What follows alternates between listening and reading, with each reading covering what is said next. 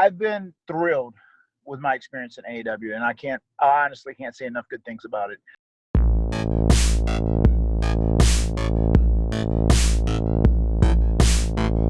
Thank you very much for your time. Am I getting you from North Carolina or Jacksonville? I am at home in North Carolina, yeah. AEW, things have been going really awesome. It seems like you get to be yourself, that people are responding very well. Yeah, I've been thrilled with my experience in AEW, and I honestly can't say enough good things about it. You know, I wanted to pick up where we should have left off with Broken Matt Hardy, and I did a little story that segued into that, which is Free the Elite, which is available on my YouTube channel if you've never seen it. And that kind of talked about how there was a new version of Matt Hardy coming to AEW.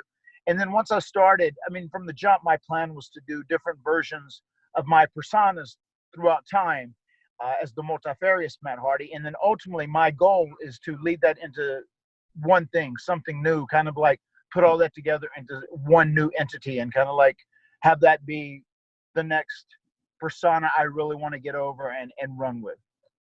I think I know the answer based on everything that you do being kind of DIY, but did you ever take any acting classes, or is this just all crafts learned by doing?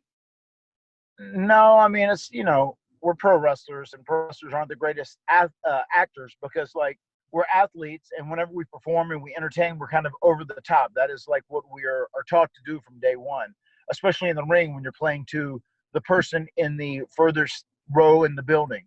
You know, so I feel like I've gotten better. I certainly have during promos.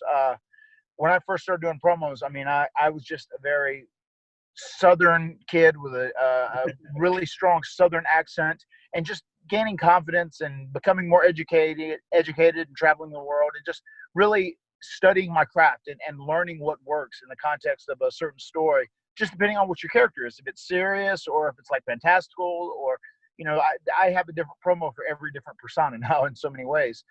But I take that as a compliment. It goes in performing, and I always want to be better. Yeah. Well, the ability to go between the different versions of yourself, a lot of professional actors would actually struggle with having to go, okay, what's my motivation? But you seem to immediately be able to improvise. So I wasn't sure if you took courses at UCB or something like that during some of your rare downtime. No, but that's very kind of you to say. Yeah, I will be honest. One of the things that was the trickiest to me, now that I've started doing the first version again, which is basically, you know, V1, the Sensei of Mattitude. Right. He always speaks with a certain cadence. He always speaks like this, like, as a matter of fact, Matt strongly dislikes mustard. And I noticed there were times whenever I was doing that in certain bits, and it was like I could feel Broken Matt Hardy speak trying to come through. So that's one of the things you really have to stay focused on. You know, if I'm doing like Unkillable Matt, it's just me, just basically me. If I'm doing Old School Matt, it's me like as an indie guy trying to use old terms or, you know, my surge terminology. You're trying to be a little more old school in certain ways. The first version speaks like that with the cadence I was talking about. Broken Matt Hardy is obviously Broken Matt Hardy, and then Big Money Matt is just kind of a wealthy jerk, you know. So that's my different motivations for all my personas. Right, and you just mentioned the terminology and all that. Your BTE segments are very popular. Was that something that you came up with, or is that a collaborative concept? A lot of it is collaborative. I will be honest, though, whenever we did this deal and Broken Matt Damascus recognized Nick Jackson's essence of Cucamongo, that was an idea that I'd utilized in there with those guys. And they said, what if we did a magic trick? And then I said, yeah, and changed all the deals. And that was kind of like a collab. So I love working with those guys, especially on those BTE projects. The Bucks are amazing in ring, and they definitely work with a modern new age psychology. But when it comes to like entertainment aspects, those guys are incredibly cohesive and intelligent and really understand how to keep continuity. Like BTE, as over the top a lot of it is, there's great continuity to the show. And we have a mutual friend in DDP. How's it going with the DDPY program these days? Great, man. It's really what I needed more than anything else, just because my body has accumulated so much scar tissue and just so stiff. And I know people can obviously tell throughout the years.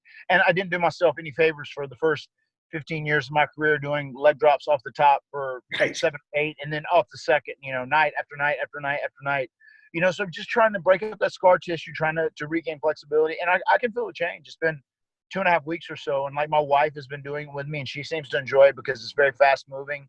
She's from New York. So like, she doesn't like these slower training programs. She wants to move, bing, bing, bing, bing, bing, New York men. So it's been cool. Having her doing it with me has made it a lot more motivational. And I can definitely feel my body changing and getting looser. And there's like a lot of the motions that I do during the DDP yoga that I can tell I'm more flexible with in 2.5 weeks. So I'm excited to see how it ultimately ends up. Any last words for the kids? The biggest thing that I would want to say is that, like, I am so happy to be at AEW, and I'm so appreciative for all of the management there. And Tony Khan, just an amazing individual in his own right. And he is just he cares so much about doing the right thing morally, I feel like. And he also cares about, like, treating each person as an individual and also allowing them to kind of play their own music. And that's what's so beautiful about this. Like, I love collaborating with him or sitting back and like giving him my ideas and bouncing stuff off of him. And then we figure out what we're going to do going forward.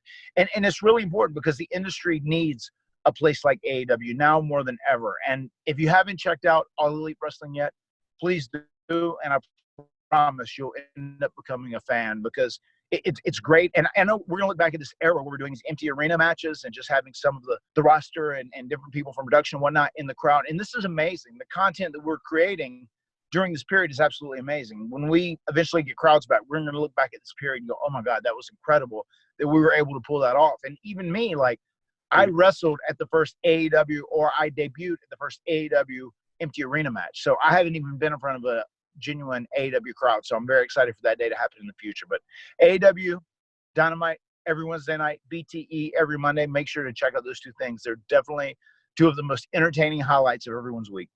We'll be watching Fighter Fest in this household tomorrow. Thank you so much for your time, Matt. Keep up the great work you're doing on all ends. Thank you.